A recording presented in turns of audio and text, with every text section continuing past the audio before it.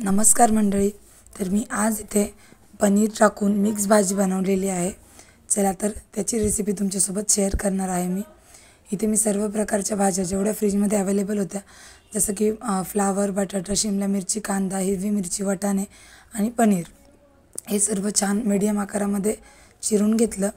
त्यानंतर कढईत तेल तापायला ठेवलं आणि तेल तापल्यानंतर हे सगळ्या भाज्या आपल्याला छान अशा रोस्ट करून घ्यायच्या आहेत. तर इथे मी तेल छान तापू दिलं आणि सगळ्या भाज्या स्वच्छ धुवून याच्यात घातल्या. आता तुम्ही पाहू शकता इथे मी सगळ्या भाज्या घालून याला एकत्र परतून घेणार आहे, जेणेकरून आपण भाजीत जेव्हा घालतो त्याला शिजायला वेळ लागणार नाही. याच्यात 50 ते 70% आपल्याला याच्यात शिजून घ्यायचे आहेत. आता इथे मी याला जवळजवळ 10 मिनिट मीडियम फ्लेमवरती याला परतून घेतलेलं होतं. तर अशा प्रकारे इथे जवळजवळ मी आता भाज्या परतून घेतलेल्या आहेत. थोडंसं गोल्डन कलर येईपर्यंत परतून घ्यायचं आहे. आता पाहू शकता तुम्ही छान असं थोडंसं गोल्डन कलर आलेला आहे आणि भाज्याही 50% शिजलेल्या आहे. तर मी एका ताटामध्ये काढून घेते. आता याच कढईमध्ये आपल्याला आपण जे पनीर घेतलेलं होतं ते त्याच्या क्यूबच्या आकारात कापून पनीरही मी इथे तळून घेणार आहे. आता त्याच तेलामध्ये मी पनीर टाकलं आहे. इथे छान असं पनीर परतून घ्यायचं. जास्त ब्राऊनही करायचं नाही आहे, शिजल्यानंतर ते खूप कडक होऊन जातं. तर फक्त इथे मी 3 ते 4 मिनिटभर मीडियम फ्लेमवरती हे परतून घेतलं आणि अशा प्रकारे यालाही काढून घेतलं. त्याच कढईमध्ये तेलही होतं, तर मी ते चिरलेला कांदा घातला.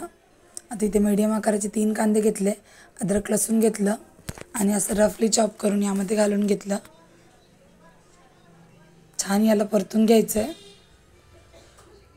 इथे लवंग घेतली आहे, लवंग, दालचिनी, 2 मिरे, थोडेसे शहाजिरे जे असतात ते घेतले आणि एक स्टार फूल घेतलं आणि हे सगळं टाकून मिक्स केल्यानंतर 5 मिनटं परतू दिला कांदा. त्यानंतर यामध्ये टोमॅटो घालून घेतलं आणि हेही चांगलं 2 मिनिटभर परतू दिलं आहे. त्यानंतर एका छोट्या मिक्सरच्या भांड्यामध्ये मी इथे 5 ते 6 काश्मीरी मिरच्या घेतल्या होत्या, त्या घातल्या. 5 ते 6 म्हणजे थोडेसे काजू घेतले ते घातले. हे दोन्ही भिजत घातलं होतं मी अर्ध्या तासासाठी. याची छान अशी फाईन पेस्ट बनवून घेतली आहे. याने भाजीला कलर आणि याची टेस्ट खूप छान येते. तर आता हेही परतलेले आहे. हे 2 मिनिटभर थंड करून घेतलं, गॅस बंद केला आणि मिक्सरच्या भांड्यात थंड करून घेतलं आणि मिक्सरच्या भांड्यात त्याची पेस्ट करून घेतली. आता ही जी पेस्ट आहे आपल्याला इथे चाळून घ्यायची आहे, कारण यात आपण जे खडे मसाले घातलेले आहे त्याची फक्त एक टेस्ट यावी म्हणून. आणि आपण जर असंच भाजीमध्ये घातलं तर खूप तेज होते ती भाजी, खूप स्पायसी अशी होते. तर मी हा जो नाही घेतला तरी चालेल, हे ऑप्शनल आहे चाळून घेण्याचं. तर मी इथे हा मसाला अशा पद्धतीने चाळून घेतलेला आहे. पाहू शकता वरती खड्या मसाल्यांचं पूर्ण जे जाडसर वाटण होतं ते वरती राहिलेलं आहे. थोडंसं पाणी घालून याला छान असं चाळून घेतलं. खाली पाहू शकता तुम्ही मस्त अशी फाईन पेस्ट मसाल्याची तयार आहे. आता आपण भाजी फोडणीला घालूया. त्यासाठी इथे मोठी कढई मी मस्त अशी तापवून घेतली आहे. त्यामध्ये 2 पळ्या तेल घातलं.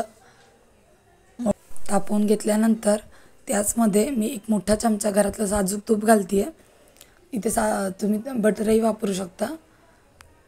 तर इथे हे छान तापून घेतलं.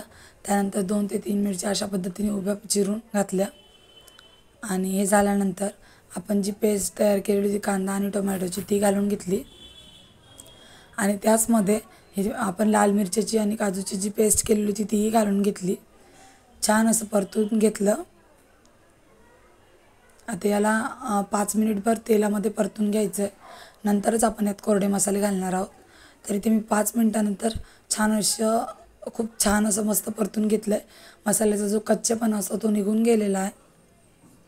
आता यामध्ये आपण कोरडे मसाले घालूया. हळद घातली अर्धा चमचा, 2 चमचे लाल तिखट घातलं, तुम्ही चवीनुसार घालू शकता कमी किंवा जास्त. 1 चमचा धनापूड घातली, 1 चमचा घरातला काळा मसाला आणि 1 ते 1.5 चमचा किचन किंग मसाला घातला आहे. आणि छान झाकण ठेवून 5 मिनिटभर परतून घेतलं कमी गॅसवरती. पाहू शकता किती छान असं तेल सुटलं. पुन्हा एकदा झाकण ठेवून पुन्हा एकदा छान असं परतून घेतलं. आता मसाला पूर्ण छान असा परतलेला आहे आपला, तेलही सुटलेलं आहे.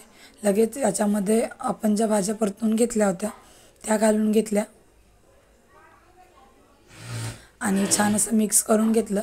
पुन्हा 2 मिनिटभर परतू दिलं आणि यामध्ये आता मी चवीनुसार मीठ घालणार आहे. मीठ तुम्ही कमी किंवा जास्त करू शकता. मी इथे 1.5 चमचा मीठ घातलं आहे आणि आता मी ते गरम पाणी घालणार आहे यामध्ये. हे छान असं मिक्स करून घेतलं.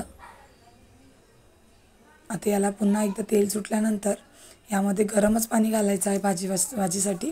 भाजीला तरी छान येते. तर मी जे मसाल्याचं भांडं होतं त्यामध्येच गरम पाणी घेतलं आणि ते यात घालून घेतलं आहे. आता इथे तुम्ही तुमच्या तुम्हाला भाजी कशी पाहिजे, घट्ट किंवा जास्त पातळ, त्यानुसार तुम्ही इथे पाणी घालू शकता. आता इथे थोडीशी उकळी आल्यानंतर मी ते कस्तुरी मेथी हातावरती अशा पद्धतीने रगडून घातली आहे आणि बारीक चिरलेली कोथिंबीर घातली आणि मस्त 5 मिनिटभर पुन्हा झाकण ठेवून छान तरी येईपर्यंत भाजी उकळून घेतली. मस्त अशी आपली पनीरची भाजी तयार आहे.